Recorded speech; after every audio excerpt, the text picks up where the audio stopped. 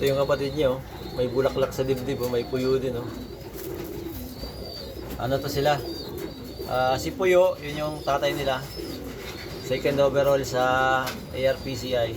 Sumunod tayo kay Paring Manuel. Si Paring Manuel lang first overall dun, eh. Second tayo.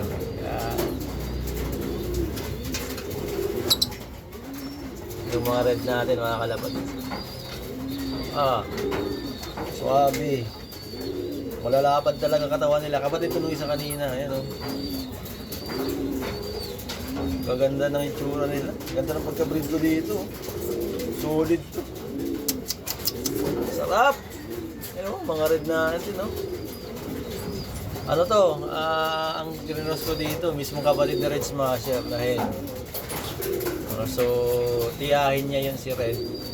Si P6 champion kasi natin, anak ni inbreed ni Red. Dun sa nanay. Yung si Red, tsaka yung nanay, pinagparis ko. Yung anak na hen. Tapos, kinross ko doon sa Vandenbroek ni Sir Manny Zamora. Yan. So, yung mga anak ni Puyo, ito na yun. Ang naging resulta pala noon, si Puyo.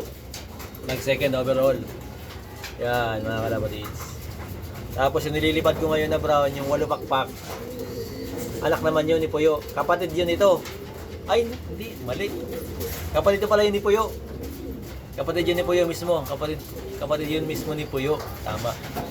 Sorry nalito na ako. Magkakadugo kasi sila. Halos lahat ng mga brown ko rito, nililipad ko lahat, magkakadugo yan. Yung ganda, oh. Ay ko. Pakpak na ito, lo. Swabe, oh, di ba? Ganda ng pakpak, oh. Ang problema sa off color, pag tumagal sa liparan tapos lagi na i-smash, ang bilis magnisnis. Kahit na anong gawin mo dyan, pag lagi na i-smash yung off color, magninisnis at magninisnis yan. Ay, ano, pogi-pogi, di ba? Natin ko 110 ba ito? 110! Baby pa yan, ha? Batang-bata pa, pero naikukontrol niya na yung buntot niya. Solid! Puyo!